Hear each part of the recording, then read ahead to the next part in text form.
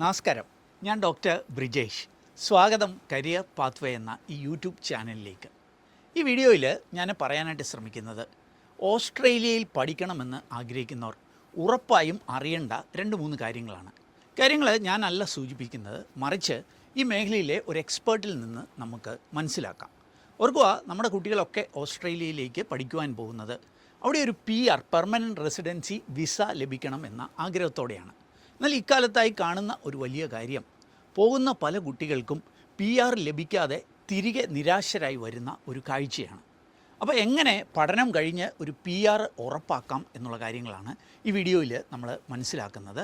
അതിന് ശ്രദ്ധിക്കേണ്ട 2-3 കാര്യങ്ങൾ നമുക്ക് മനസ്സിലാക്കാം. അപ്പം വീഡിയോയിലേക്ക് കിടക്കാം. അതിന് മുമ്പായിട്ടൊരു ചെറിയ കാര്യം, ഈ ചാനൽ ഇതുവരെയും സബ്സ്ക്രൈബ് ചെയ്യുന്നുണ്ട്, ദയവായിട്ടൊന്ന് സബ്സ്ക്രൈബ് ചെയ്യുക. വീണ്ടും സ്വാഗതം കരിയർ പാത്വേയിലേക്ക്.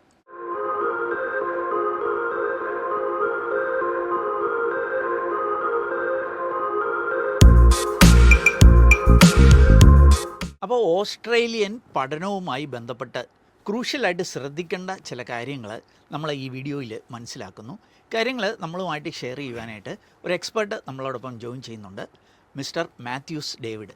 മാത്യൂസ് ഡേവിഡ് മുൻപും പല വീഡിയോകളിൽ നമ്മളുടെ ഈ ചാനലിൽ തന്നെ വന്നിട്ടുള്ള വ്യക്തിയാണ്. കൂടുതലും ഓൺലൈൻ ആണെങ്കിൽ ഇപ്പോൾ കേരളത്തിൽ കോട്ടയത്ത് എത്തിയിട്ടുണ്ട്, അങ്ങനെ നമ്മുടെ സ്റ്റുഡിയോയിൽ എത്തിയിട്ടുണ്ട്. അപ്പോൾ അദ്ദേഹത്തിൽ നിന്ന് ആ കാര്യങ്ങൾ നമുക്ക് മനസ്സിലാക്കാം. ഞാൻ മാത്യൂസിനെ ഒന്ന് പരിചയപ്പെടുത്തിക്കോട്ടെ. Mathews Australian immigration law practice ചെയ്യുന്ന ഒരു വ്യക്തിയാണ്. എന്ന് മാത്രമല്ല, ഓസ്ട്രേലിയൻ ഗവൺമെൻറ്റിൻ്റെ ഓതറൈസ്ഡ് ആയിട്ടുള്ള ഒരു ഇമിഗ്രേഷൻ കൺസൾട്ടൻ്റാണ്. മാര ഏജൻ്റ് എന്ന് അവരെ അറിയപ്പെടും. അതുമാത്രവുമല്ല, ഈ സ്റ്റഡിയുമായി ബന്ധപ്പെട്ട കൺസൾട്ടിങ് നൽകുന്നതിനൊക്കെ ക്വാളിഫൈഡ് ആയിട്ടുള്ളൊരു വ്യക്തിയാണ്. ഈ മേഖലയിൽ പ്രവർത്തിക്കുന്ന അസറ്റ് എഡ്യൂക്കേഷൻ എന്ന സ്ഥാപനത്തിൻ്റെ ഫൗണ്ടറും ഡയറക്ടറുമൊക്കെ ആയ വ്യക്തിയാണ്. അപ്പോൾ അദ്ദേഹത്തിൽ നിന്ന് ഏറ്റവും ഒതൻറ്റിക് ആയിട്ടുള്ള ഇൻഫർമേഷൻസ് നമുക്ക് മനസ്സിലാക്കാം. അപ്പം Mathews, welcome to career path. നമ്മൾ ഈ ഓസ്ട്രേലിയൻ എഡ്യൂക്കേഷനുമായി ബന്ധപ്പെട്ട് ഒത്തിരി വീഡിയോകൾ ഈ യൂട്യൂബ് ചാനലിൽ തന്നെ നൽകിയിട്ടുണ്ട്. അപ്പോൾ അതുകൊണ്ട് അതിൻ്റെ ഡീറ്റെയിലേക്കൊന്നും ഞാൻ കിടക്കുന്നില്ല. മാത്യൂസിൽ നിന്ന് ഉള്ള സംസാരത്തിൽ ഞാൻ മനസ്സിലാക്കിയ ചില പ്രധാനപ്പെട്ട കാര്യങ്ങളുണ്ട്. ഓസ്ട്രേലിയയിൽ പഠിക്കാൻ പോകുന്ന കുറേയധികം കുട്ടികൾ ഇപ്പോൾ തിരിച്ചു വരേണ്ട ഒരവസ്ഥ വന്നിരിക്കുന്നു എന്നുള്ളത്. നമ്മുടെ ഈ കുട്ടികളൊക്കെ അവിടെ പോകുന്നത് അവിടെ ചേക്കേറാനായിട്ടാണ്, അല്ലെങ്കിൽ അവിടെ മൈഗ്രേഷൻ സാധ്യതകൾ തേടിക്കൊണ്ടാണ് ഇത്രയും പണം ചിലവാക്കി ഓസ്ട്രേലിയയിലേക്ക് പോകുന്നത്. പക്ഷെ പലർക്കും തിരിച്ചു വരേണ്ടതായിട്ട് വരുന്ന ഒരവസ്ഥയുണ്ട്. ഇതെന്തുകൊണ്ടായിരിക്കും സംഭവിക്കുന്നത്, അല്ലെങ്കിൽ ഇത് വരാതിരിക്കാൻ എന്ത് ചെയ്യാം, അതൊന്ന് സൂചിപ്പിക്കാമോ? തീർച്ചയായിട്ടും സാർ പറഞ്ഞ ഫാക്റ്റാണ്. ഇപ്പം കാനഡയിൽ നിന്ന് UK വരുന്നത് നമ്മൾ കുറേ നാളായിട്ട് കേട്ട് തുടങ്ങിയിട്ടുണ്ട്. പക്ഷേ ഇത് ഓസ്ട്രേലിയയുടെ പുതിയ ഒരു ട്രെൻഡാണ്. അപ്പോൾ അതിൽ ഒന്നാമത്തെ കാരണം അവിടെ മൈഗ്രേഷൻ പൊതുവെ ഒരു ടൈറ്റാണ്.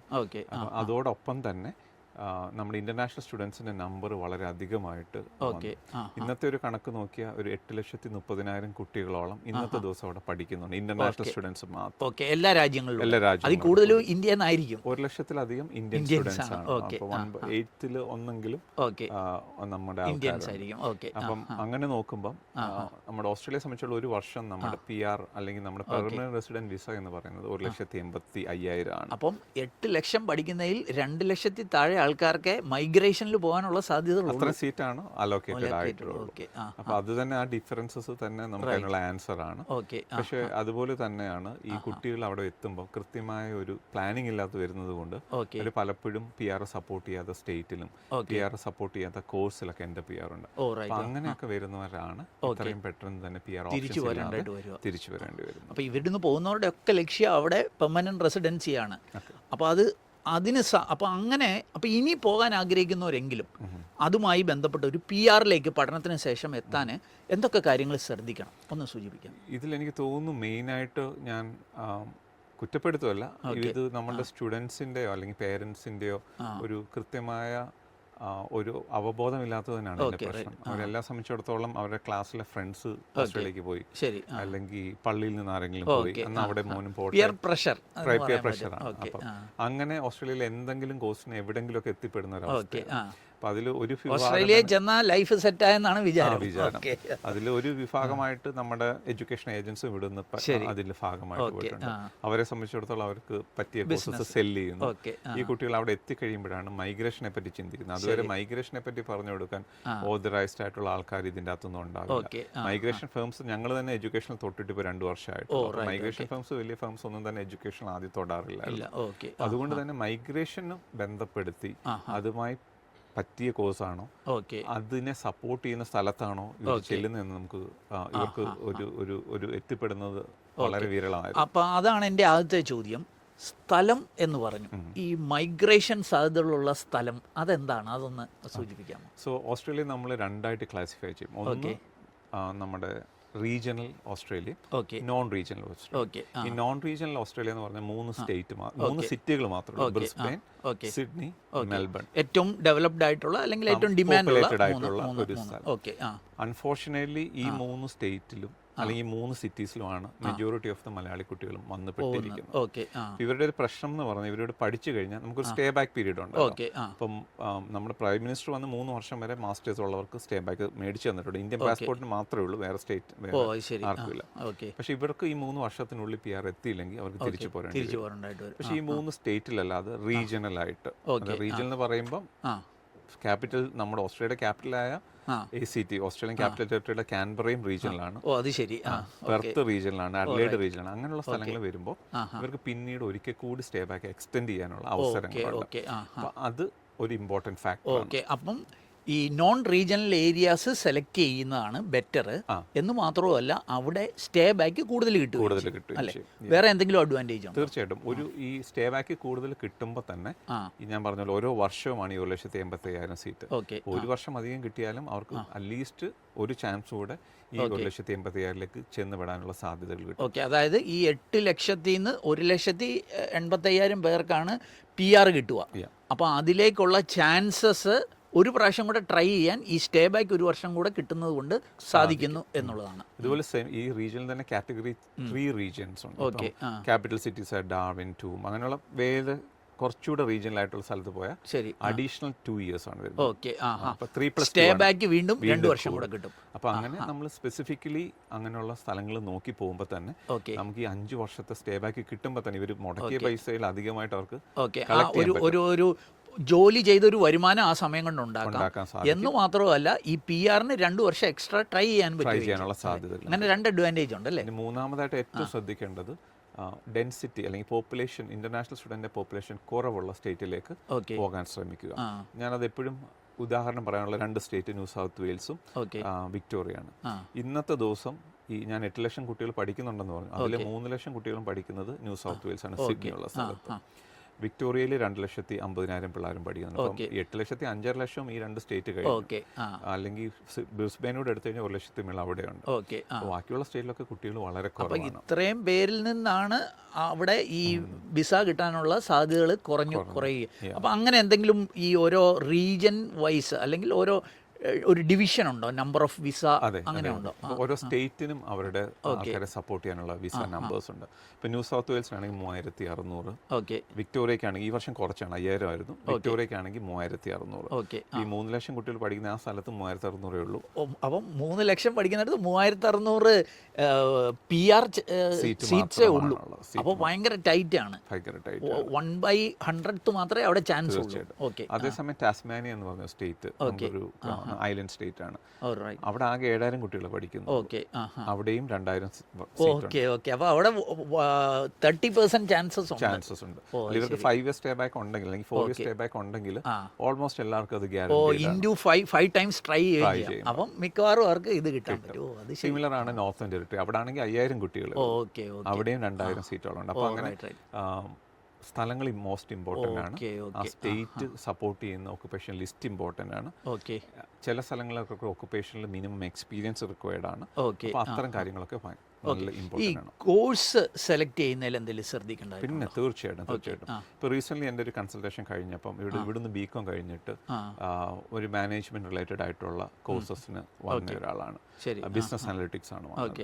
പക്ഷെ ആ കോഴ്സിൽ IT സബ്ജക്ട്സ് ഉണ്ടാവുക, അല്ലെങ്കിൽ അത്തരത്തിലുള്ള മാനേജ്മെന്റ് സബ്ജക്റ്റ് ഫോക്കസ്ഡ് ആയിട്ടുള്ള സബ്ജക്റ്റ് ആണ്. അപ്പോൾ അവരെ സംബന്ധിച്ചിടത്തോളം അവർക്ക് ബിസിനസ് അനലിസ്റ്റ് ആയിട്ട് തന്നെ ഓസ്ട്രേലിയയിൽ ഒരു വർഷമെങ്കിലും ജോലി ചെയ്തേ പറ്റുള്ളൂ. ഒരു ബിസിനസ് അനലിസ്റ്റ് ആയിട്ട് ഓസ്ട്രേലിയയിൽ ഒരു ഫ്രഷറിന് ജോലി കിട്ടാൻ ഭയങ്കര ടഫാണ്. അതിപ്പോൾ എസ്പെഷ്യലി ഇവർക്ക് റീജിയനിലൊക്കെ പഠിക്കുന്നുണ്ടെങ്കിൽ അത്ര റോൾസ് അവിടെ അവൈലബിൾ അല്ല. ആ കുട്ടികളുടെ ഒരു അവസ്ഥ, അവർക്ക് ജോലി കിട്ടിയില്ലെങ്കിൽ അവർക്ക് തിരിച്ചു പോരേണ്ടി വരും.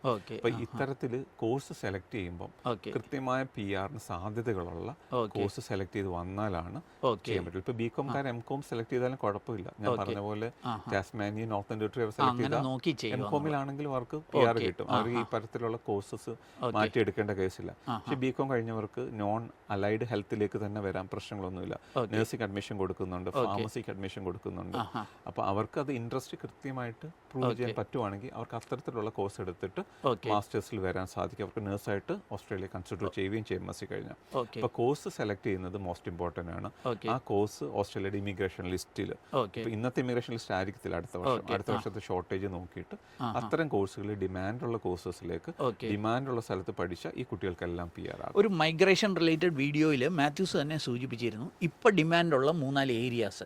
ഒന്ന് ഓഫ് കോഴ്സ് ഹെൽത്ത് റിലേറ്റഡ്, പിന്നെ ടീച്ചിങ്ങിനായിട്ടുള്ള ഏരിയാസ്, പിന്നെ വേറെ ഒരു ഏരിയ പറഞ്ഞത് കൺസ്ട്രക്ഷൻ റിലേറ്റഡ്.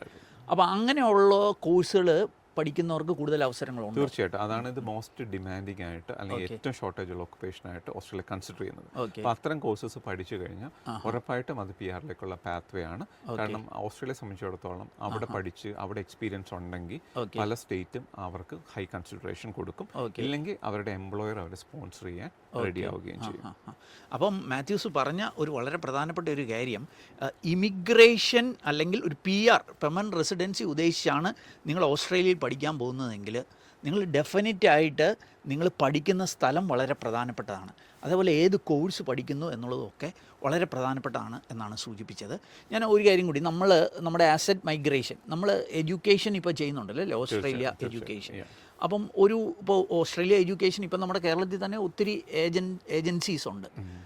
നമുക്ക് എന്തെങ്കിലും ഒരു അഡ്വാൻറ്റേജ് പറയാനായിട്ടുണ്ടോ? Why a student should come to asset education? നമുക്ക് അങ്ങനെ പ്രത്യേക അഡ്വാൻറ്റേജ് ആയില്ല. പക്ഷേ ഡിഫറൻസസ് ഉള്ളത് നമ്മൾ ഇമിഗ്രേഷൻ ലോ പ്രാക്ടീസ് ചെയ്യുന്നത് കൊണ്ട് മൈഗ്രേഷൻ ആണ് അവരുടെ മോട്ടീവ് എങ്കിൽ നമ്മളത് കൃത്യമായ ഡയറക്ഷനിൽ കൊണ്ടുപോകാൻ സാധിക്കും. അവർ ഏത് ഏജൻസി വഴി എടുത്താലും we don't have any issues. അത് നമ്മുടെ സ്റ്റഡി കഴിഞ്ഞാലും അവരെ നമുക്ക് റൈറ്റ് ആയിട്ട് ഗൈഡ് ചെയ്യാനായിട്ട് പറ്റും. ഇപ്പോൾ ഞങ്ങളുടെ സ്റ്റുഡൻസിനെ സംബന്ധിച്ചിടത്തോളം ഞങ്ങളുടെയൊക്കെ കൺസൾട്ടേഷൻ അബ്സല്യൂട്ട്ലി ഫ്രീ ആണ്. അവരുടെ സ്റ്റേ ബാക്ക് നമ്മൾ ചാർജ് ചെയ്യാറില്ല. അത് നമ്മളുടെ ഒരു പാർട്ട് ഓഫ് നമ്മൾ എഡ്യൂക്കേഷൻ തുടങ്ങിയപ്പോൾ മുതൽ നമ്മൾ ചെയ്യുന്ന ഒരു പ്രാക്ടീസാണ് നമ്മുടെ സ്റ്റുഡൻസ്. പക്ഷേ വേറൊരു ഏജൻസി വഴി പോവുകയാണെങ്കിൽ അവർക്ക് നമ്മൾ പെയ്ഡ് അപ്പോയിൻമെൻ്റ് എടുത്ത് നമ്മുടെ ക്ലയൻസ് ആവാൻ സാധിക്കും. അങ്ങനെയും അവർക്ക് ചെയ്യാം. അവർക്ക് എൻ്റെ ഒരു ഒപ്പീനിയൻ പറഞ്ഞു കഴിഞ്ഞാൽ അവർ എഡ്യൂക്കേഷന് പോകുന്നത് മൈഗ്രേഷൻ പർപ്പസിനാണെങ്കിൽ അവർ മസ്റ്റായിട്ട് നമ്മളെപ്പോലെ ഒരു ഇമിഗ്രേഷൻ പ്രാക്ടീസ് ചെയ്യുന്ന ഒരാളെ കൺസൾട്ട് ചെയ്തിരിക്കണം. അൺഫോർച്ചുനേറ്റ്ലി എഡ്യൂക്കേഷൻ ഏജൻസി ഒന്നും അത്തരത്തിലുള്ള പ്രാക്ടീഷണേഴ്സ് ഇല്ല. അല്ലെങ്കിൽ ഞങ്ങളെപ്പോലുള്ള ഒരു പണ്ടൊന്നും ഇമിഗ്രേഷൻ ചെയ്യുന്ന ഒരു എഡ്യൂക്കേഷൻ വലുതായിട്ട് ടച്ച് ചെയ്തിട്ടില്ല. അപ്പോൾ അതുകൊണ്ട് ഇത് ഒരു മോസ്റ്റ് ഇമ്പോർട്ടൻറ്റ് തിങ് ആണ്. ഓക്കെ, നമുക്ക് ഈ അസറ്റ് എഡ്യൂക്കേഷന് കേരളത്തിൽ അല്ലെ ഇന്ത്യയിൽ എവിടെയൊക്കെയാണ് പ്രവർത്തനങ്ങളുള്ളത്? നമുക്ക് കോഴിക്കോട്, കൊച്ചി, തിരുവനന്തപുരമാണ് ഓഫീസ് ഉള്ളത്. പിന്നെ കോയമ്പത്തൂർ, ചെന്നൈ ആൻഡ് ഹരിയാന. ഓസ്ട്രേലിയയിൽ എവിടെയൊക്കെയാണ്? ഓസ്ട്രേലിയയിൽ Perth, Melbourne, Brisbane and Darwin. നമുക്ക് 4 ഓഫീസസാണ് ഉള്ളത്. നമുക്ക് 8 മൈഗ്രേഷൻ പ്രാക്ടീഷണേഴ്സും അവൈലബിൾ ആണ്. ഓക്കെ, അപ്പം നിങ്ങൾക്ക് ഈ ഓസ്ട്രേലിയയിലെ പഠനത്തെ സംബന്ധിച്ച് കൂടുതൽ അറിയണമെന്നുണ്ടെങ്കിൽ, അതല്ലെങ്കിൽ നിങ്ങൾ മറ്റ് ഏജൻസികൾ വഴി പോകുന്നവരാണെങ്കിൽ പോലും നിങ്ങൾക്ക് ഓസ്ട്രേലിയൻ മൈഗ്രേഷനിലേക്ക് എത്താനുള്ള സാധ്യതകൾ മനസ്സിലാക്കണമെന്നുണ്ടെങ്കിൽ നിങ്ങൾക്ക് ഈ അസറ്റ് എഡ്യൂക്കേഷനെ കോൺടാക്റ്റ് ചെയ്യാം. അവരുടെ കോൺടാക്ട് ഡീറ്റെയിൽസൊക്കെ ഞാൻ വീഡിയോ ഡിസ്ക്രിപ്ഷനിൽ നൽകിയേക്കാം. അതുകൂടാതെ വീഡിയോ ഡിസ്ക്രിപ്ഷനിൽ ഒരു ഗൂഗിൾ ഫോം കൂടെ നൽകിയേക്കാം. അപ്പോൾ താല്പര്യമുള്ളവർക്ക് അത് ഫില്ല് ചെയ്താൽ ഇവരുടെ ടീമിൽ നിന്ന് തന്നെ കൂടുതൽ ഇൻപുട്സ് ലഭ്യമാകും. അപ്പോൾ ഇങ്ങനെ നിങ്ങൾ ഓസ്ട്രേലിയൻ പഠിക്കാൻ ആഗ്രഹിക്കുന്നവരാണെങ്കിൽ, മൈഗ്രേഷൻ മുന്നിൽ കണ്ടാണ് ആ പഠനം എന്നുണ്ടെങ്കിൽ ഡെഫിനറ്റ്ലി ഇങ്ങനെയുള്ള ഫാക്ടേഴ്സ് നിങ്ങൾ കൺസിഡർ ചെയ്യണം. അതിന് ഈ ഒരു വീഡിയോ നിങ്ങൾക്ക് ഇടയാക്കട്ടെ എന്ന് ആശംസിക്കുന്നു. ഏതായാലും ഇത്രയും വാല്യുബിൾ ആയിട്ടുള്ള ഇൻഫർമേഷൻ ഷെയർ ചെയ്തു തന്ന മാത്യൂസ് ഡേവിഡിനോടുള്ള നന്ദി അറിയിക്കുന്നു. ഈ വീഡിയോ നിങ്ങൾ പൂർണ്ണമായിട്ട് കണ്ടതിലുള്ള നന്ദി അറിയിക്കട്ടെ. വീഡിയോ ഇഷ്ടപ്പെട്ടാൽ ഒന്ന് ലൈക്ക് ചെയ്യുക. നിങ്ങളുടെ കൂട്ടുകാർ ഈ ഓസ്ട്രേലിയൻ മൈഗ്രേഷൻ അല്ലെങ്കിൽ ഓസ്ട്രേലിയൻ പഠനം ഒക്കെ ആഗ്രഹിക്കുന്നവരുണ്ടെങ്കിൽ അവർക്കിത് ഷെയർ ചെയ്ത് നൽകാൻ മറക്കല്ല്. ചാനൽ സബ്സ്ക്രൈബ് ചെയ്ത് നിങ്ങളൊന്ന് സബ്സ്ക്രൈബ് ചെയ്യുക. പഠനം, മൈഗ്രേഷൻ, ജോലി, ഇതൊക്കെയാണ് നമ്മുടെ ഈ ചാനലിൽ കൂടുതലായിട്ട് സംസാരിക്കുന്നത്. അപ്പോൾ ഏറ്റവും ശുഭകരമായ ഒരു കരിയർ നിങ്ങൾക്ക് നേർന്നുകൊണ്ട് നിർത്തട്ടെ. നന്ദി, നമസ്കാരം.